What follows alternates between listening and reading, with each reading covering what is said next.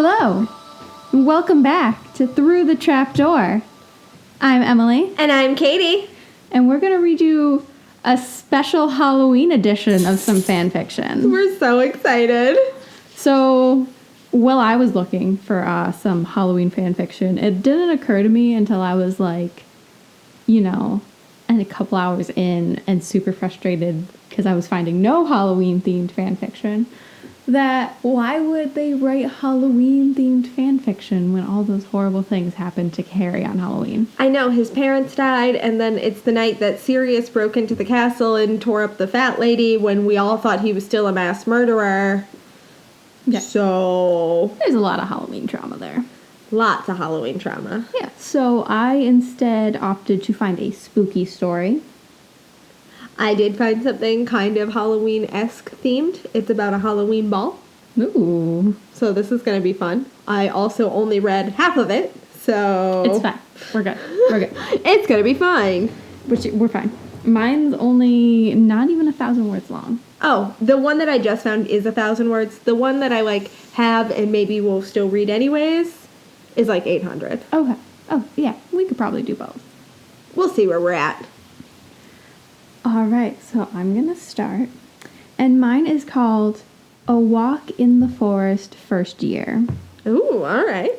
And it is tagged humor, romance. I'm excited. I am already excited. All right, so it starts with Hagrid speaking, and I'm not going to attempt to do his accent. It's written with the accent, so please bear with me as I try to read this. All right, here we go. "That's unicorn blood, that is," Hagrid said as he, Harry Potter, Hermione Granger, Draco Malfoy, and Neville Longbottom made their way through the Forbidden Forest for their detention. "We need to find the poor creature, for it's too late. We can split up. Hermione, Neville, you're with me. Harry, you're with Malfoy." Malfoy's face paled, more so than usual, before he regained his composure. "Fine then, but I get Fang." "All right." Hagrid motioned for the dog to go with them. How Hagrid's just whatever, he's a scaredy cat. Yeah, also, why would you pick the dog? I don't know. I get that he says that nothing in the forest will bother Fang, but I would much rather pick the giant human man Than the dog. But yeah. Just to let you know, he's a bloody coward. Yep, there it is. And there it is. They split paths after Hagrid handed Harry a lantern as they walked the path following along the drips of silvery substance. "If I didn't know better, Malfoy, I'd say you were scared," Harry taunted. "Ha!" Malfoy said, his voice slightly higher than usual. "Malfoy? Scared? Scared indeed, Potter." "The tone of your voice doesn't sound all that confident, Malfoy," Harry said cheekily. Malfoy knew Harry was right. Not that he would admit that to Potter of all people. So he not so subtly changed the subject. "Merlin, it's bloody cold out here," he said, walking slightly closer to Harry, rubbing up and down his goosebumps. Harry noticed this, and he himself moved closer. "You're right there," he said, pretending to be frozen from the weather. They walked along the same path, like that for a while, forgetting what they were supposed to be doing, lost in their own thoughts. Draco knew damn well that Harry wasn't cold, nor was he. He just wanted an excuse to get closer, and closer he got. He felt electric from where their arms were pressed together. It felt like, he couldn't explain it. This must be what hormones are like, he thought. Harry thought Draco only said that he was chilled so Harry would shut up, but he seemed to be enjoying his company. Harry felt something weird as their arms brushed, but he couldn't tell if he liked it or if the hate was just radiating off his body. But he didn't think it was the hate. He felt a strange sensation in the pit of his stomach, as if it was a monster, ready to emerge from the caverns it roamed. It was just weird, but a good weird. Is this the same dragon that told you were in love with Ginny? The same monster? I think that's exactly what's happening. All right. "Why do you hate me?" he asked without meaning to. "What?" Draco mumbled, caught off guard. Why do you hate me? Why would you... Draco shook his head. What makes you think I hate you? I don't know, maybe the fact that you make fun of both me and my friends and insult us at every chance you get. I don't hate you, Malfoy said seriously. Then why do you act rotten towards me? Because it's the only way I can... Malfoy trailed off so that Harry couldn't understand him. Sorry? Because it's the only way I have an excuse to talk to you, since you rejected my friendship, Draco said, barely audible. Merlin, Potter, you're so dense. This could be interesting.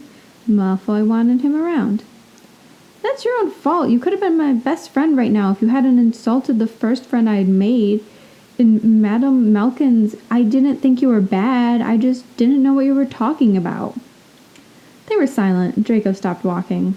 Harry turned to face him. Draco said, You really mean that? Yeah, Malfoy, you were a dick right off the bat. That's true. First you were like, oh, you must come from a wizarding family, blah, blah, blah, blah, blah. Oh, blah, blah, blah. Who's that? And Harry's like, my friend. Like, don't be a dick. Yeah. Do I look like I don't? Harry asked as he looked into the silver eyes. Malfoy smiled. He actually smiled. Not his trademark Malfoy smirk. A smile. This made Harry's stomach feel even more strange. It was great. There was a strange noise coming from a nearby bush. It was probably just a centaur stepping on a twig, but Fang didn't know that. The dog pounced on Harry, knocking him down, into Draco. Harry dropped the lantern, but the light didn't go out. Malfoy took advantage of the situation, grabbed Harry's tie, pulling him into one of the most intense kisses an 11-year-old could muster. Harry, realizing what was happening, quickly became vulnerable. So this is what that feeling in his stomach was. This is what it wanted. Harry's mind said it was wrong, but the beast in his stomach said it couldn't be more right.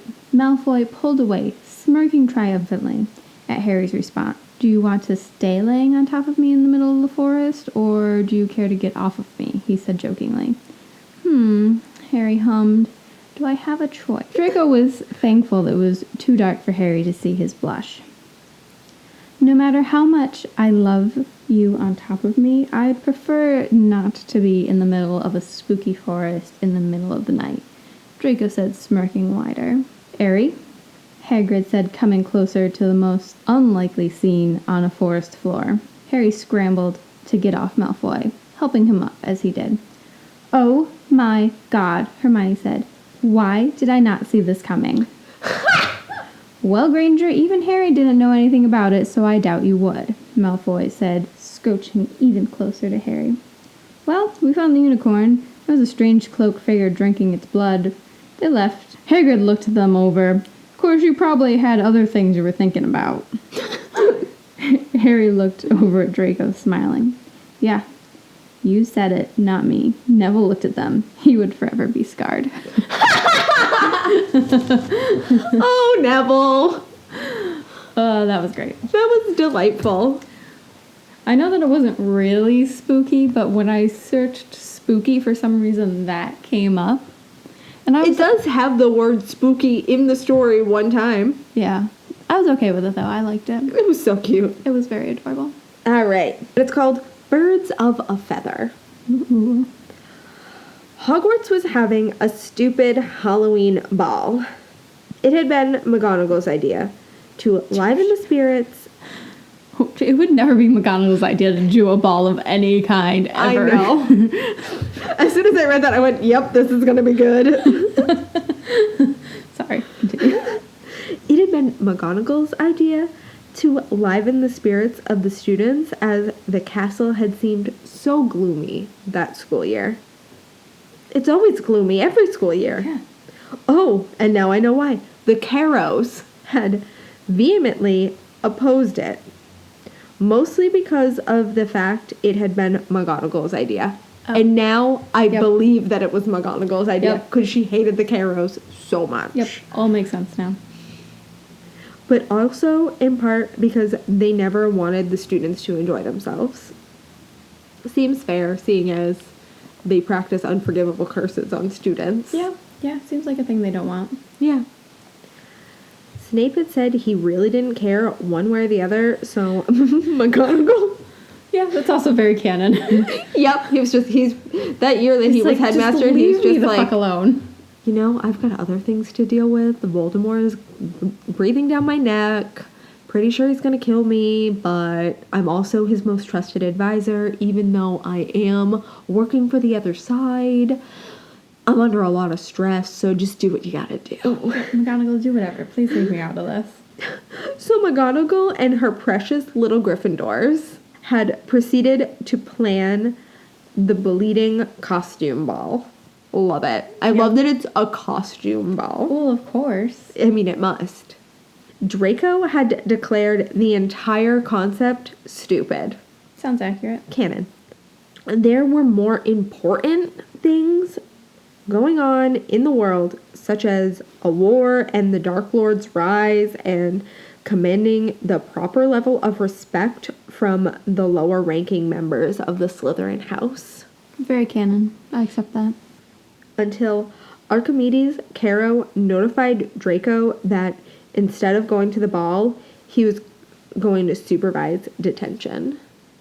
Why would Draco be supervising detention? Oh, he was a prefect. I think at this point, wasn't he a head boy? Oh, he might have been head boy. I don't know if we ever found out who was head boy and girl that year, but I feel like it definitely would have been Draco. It would have been Draco. 100% would have been Draco. Now he was ticked off, obviously. Now you Yeah. don't get to go to the stupid ball. Now you Yeah. have to watch people in detention. Even worse. Why should he have to supervise detention? Why shouldn't he be allowed to go to the damned ball if he wanted to? Clearly you want to. Yeah, you obviously want to go. Just go. And he didn't really want to admit, even to himself, using the Cruciatus Curse on people who really didn't deserve it wasn't nearly as fantastic as he would imagined it to be. His mood only slightly improved when he saw his detainee, Luna Lovegood. Yes. I had to find a Luna story because of my baby kitty. My Luna. I do love Luna. At least this should be good for a laugh. Luna's always good for a laugh, let's be honest. It's good for something always. Constant accidental comic relief. Oh yeah, all the time. And she wouldn't tell on him if they both sneaked out early. Lovegood. He folded his arms as she entered the classroom and sat at one of the front desks, walking up to tower over her. And what exactly is it that you have done to deserve detention? I'm not sure, actually. She tilted her head as she looked up to him. You're not sure? He arched his eyebrows. Or you just don't want to tell me? Really? I'm not sure. I seem to have upset both of the Caros, so I'm not sure which one of them gave me detention. Also sounds She very shrugged. canon. Yeah. She would just be like, I don't know. I'm just here. I just show up. They told me to come, so I'm here. They were mad and yelling, so... And what did you do to upset Madame Caro? He rolled his eyes. Well, that's the odd thing. I actually only gave Professor Trelawney a gift for her birthday the day before yesterday. It was a snow globe. I made it myself. I didn't realize it would cause such a commotion. She frowned slightly. You're the one responsible for her running into the Great Hall, shouting that the Dark Lord was going to send snowmen to attack Hogwarts? Draco realized. It's fantastic. Well, the Carols were painfully stupid, Yeah. so I love it. That wasn't what I intended at all. I knew she liked winter, and Hogwarts is the only home she has, so I made her a glass ball with a winter scene of the castle, Luna replied, and told her it was a crystal ball, Draco accused. I didn't tell her it was a crystal ball, Luna shook her head. Seamus did, and then Madame Caro said it was a muggle artifact and became most distressed over it. It really isn't a muggle artifact. I used magic to make it. Figures, Draco snorted. She's not the sharpest tack. What did you do to upset Professor Caro? We were talking about the ball in class. Someone asked if he wasn't going because he couldn't find a suitable costume. I suggested he should go to the ball as a caterpillar.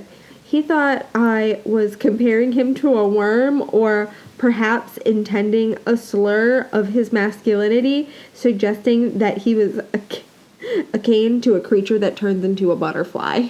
Were you? Draco arched an eyebrow at her. No, she shook her head.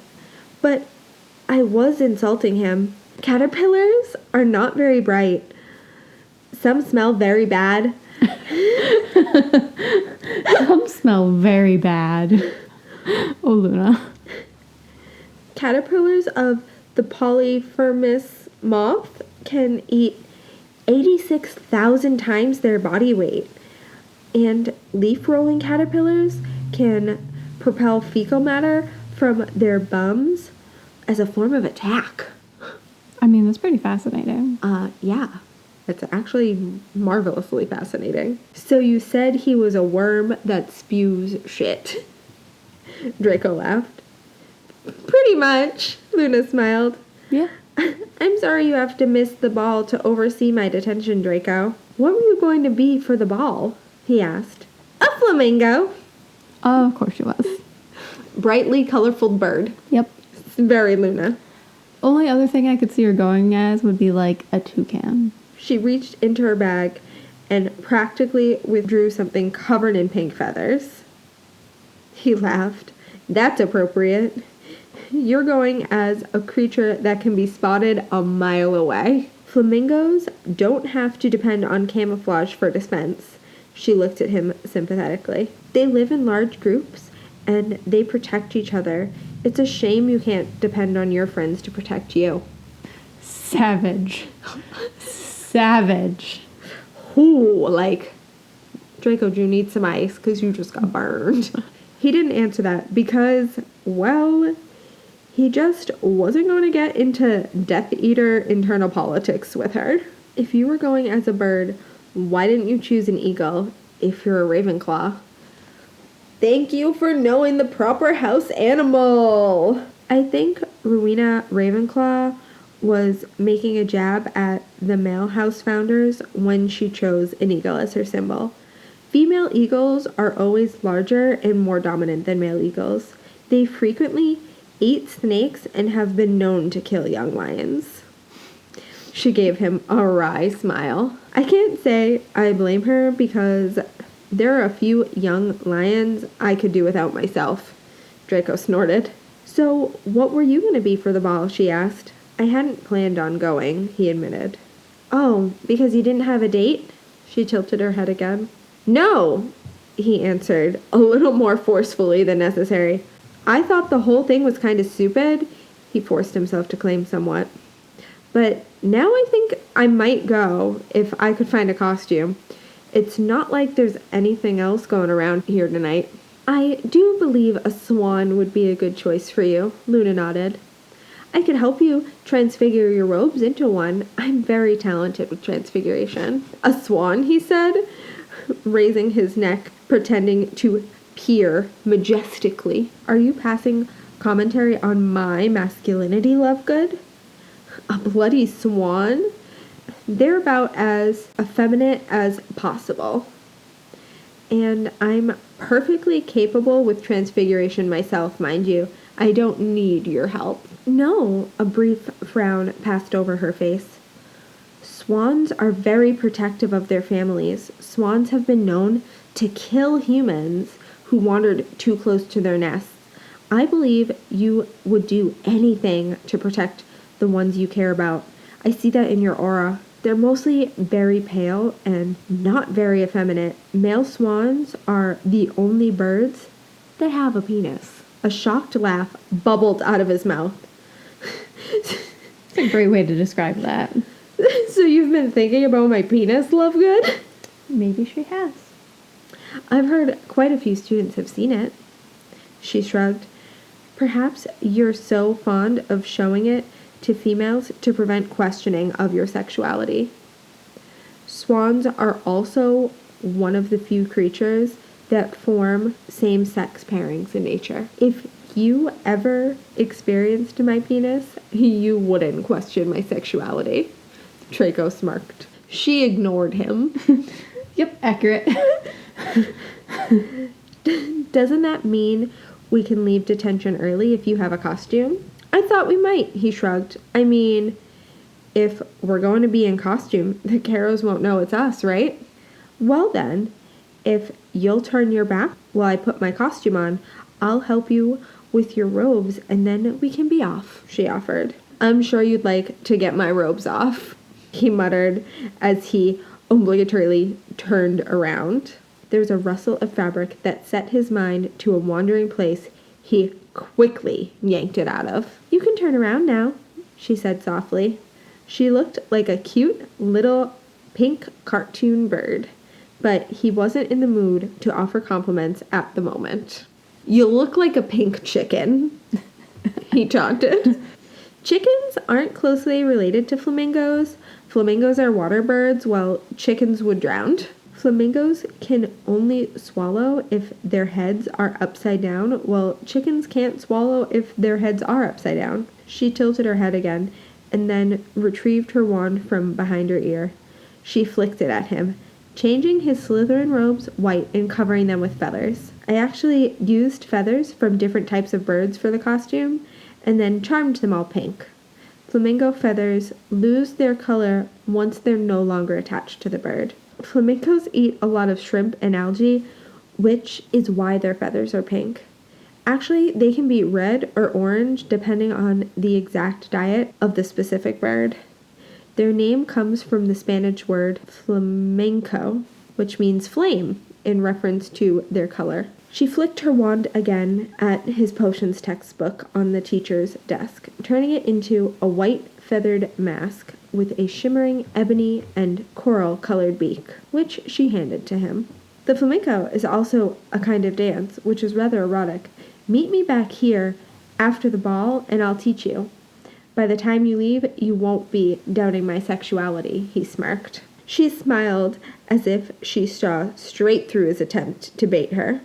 I'd be careful if I were you, Draco.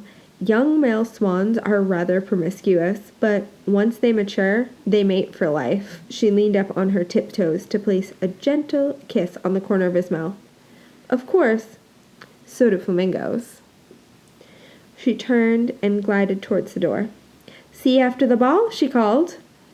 She was out of the room before he could answer, leaving a wide-eyed Draco with his hand pressed to the corner of his mouth. Aw, that's a great story. I'm so happy. It was a great Halloween episode. It really was. Thank you guys so much for joining us for our first Halloween episode. Definitely not our last. No. All right, guys, thank you so much for joining us. Please subscribe and leave a review on iTunes. A nice one. And you can follow us on Instagram and Facebook at Through the Trapdoor 16 and on our Twitter at The Trapdoor 16. Because Through the Trapdoor was too long for Twitter. Yep.